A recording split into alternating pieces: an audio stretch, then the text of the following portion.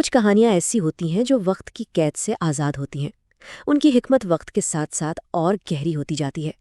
آئیے آج ایک ایسی ہی داستان سنتے ہیں، ایک طاقتور بادشاہ اور ایک درویش کی کہانی جو ہمیں دولت، طاقت اور حقیقی سکون کے معنی پر ایک بالکل نئے زاویے سے سوچنے پر مجبور کر دے گی۔ ذرا تصور کیجئے ایک ایسی یخ بستہ رات کا جب سردی ہڈیوں کے اندر تک اتر رہی تھی۔ شہر کی گلیاں سنسان تھیں، لوگ اپنے اپنے گھروں میں دبکے ہوئے تھے اور باہر بس ایک خاموش سناٹا تھا۔ اور اسی ایک رات میں دو بالکل الگ دنیائیں موجود تھیں۔ ایک طرف تھے سلطان محمود غزنوی، جن کی طاقت اور سلطنت کا چرچا ہر طرف تھا، اور دوسری طرف تھا ایک فقیر جس کے پاس شاید سردی سے بچنے کے لیے بھی کچھ نہیں تھا۔ ایک بادشاہ اور ایک درویش، زمین اور آسمان کا فرق۔ اپنے کام سے گزرتے ہوئے بادشاہ کی نظر اس فقیر پر پڑی جو ایک بجھے ہوئے تندور کے پاس لیٹا ہوا تھا۔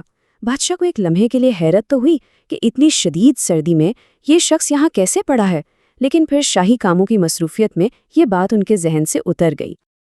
لیکن اگلی صبح بادشاہ کو وہ منظر پھر یاد آیا۔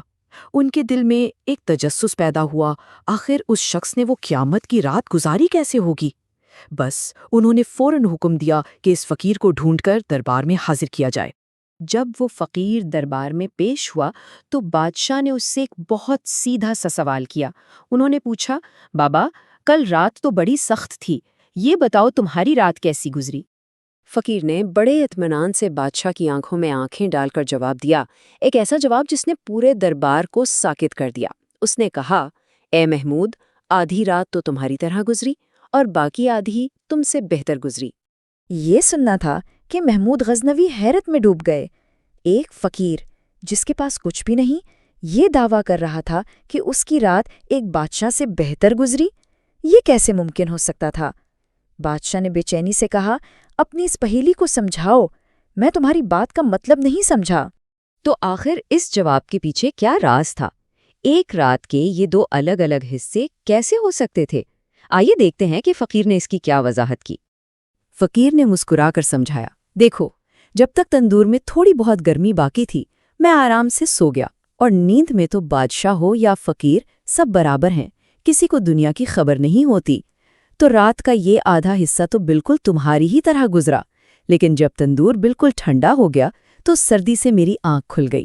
اب نیند تو آ نہیں رہی تھی، تو میں نے وہ وقت اپنے رب کی عبادت میں گزار دیا، اور محمود وہ وقت تم سے بہتر تھا، کیونکہ تم اپنے نرم بستر پر سو رہے تھے اور میں جاگ کر اس ذات سے باتیں کر رہا تھا جس نے تمہیں بادشاہی دی اور مجھے فقیری۔ یہ سادہ سی منطق لیکن اتنی گہری، یہ سن کر سلطان محمود غزنوی بالکل خاموش ہو گئے۔ ایک لمحے میں اس درویش نے دولت، طاقت اور آرام کے سارے تصورات کو الٹ کر رکھ دیا تھا۔ بادشاہ کو احساس ہوا کہ سکون کا تعلق محلوں سے نہیں بلکہ دل کے حال سے ہوتا ہے۔ تو یہ صرف ایک تاریخی قصہ نہیں ہے، اس چھوٹی سی کہانی میں زندگی کے بہت بڑے سبق چھپے ہیں۔ تو اس سے ہم آج کیا سیکھ سکتے ہیں؟ دیکھیں، پہلی بات تو یہ کہ اصل دولت مال و اسباب نہیں بلکہ دل کا اطمینان ہے۔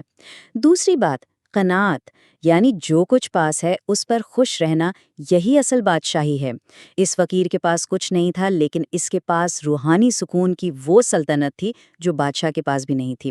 اور سب سے اہم بات، ہمارا نقطہ نظر، ایک ہی رات بادشاہ کے لیے صرف ایک سرد رات تھی، جبکہ اس فقیر کے لیے وہ عبادت اور اپنے رب سے قربت کا ایک موقع بن گئی۔ تو آخر میں یہ کہانی ہمارے لیے ایک بہت بنیادی سوال چھوڑ جاتی ہے، زندگی میں سب سے بڑی دولت آخر ہے کیا؟ بینک میں پڑا پیسہ اور بڑے بڑے گھر، یا پھر دل کا سکون اور ایک بامقصد زندگی؟ اس سوال کا جواب ہر انسان کے لیے اس کی اپنی ترجیحات کو ظاہر کرتا ہے۔